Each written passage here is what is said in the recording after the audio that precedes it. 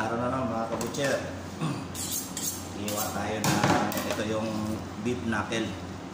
Gagawin natin siyang i-slice natin siya para gawing pang stroganoff namin. Tsaka trim muna natin dito para maganda yung pagka-hiwa mamaya.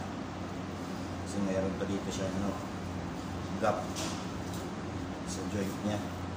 Kaya mga kabutcher, para maganda hiwain pag matanggal itong niya dito, pinaka-joint. Yan.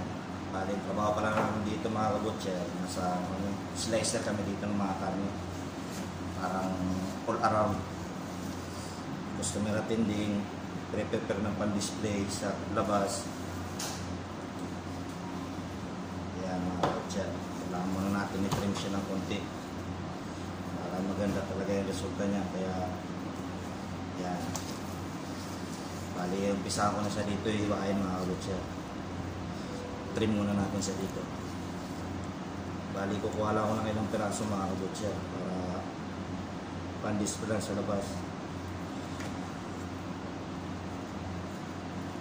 Yan mga kabutcher. Bali, ninipisan lang. Bali, ganyan ang itsura niya mga kabutcher. Kuha pa tayo ng isa.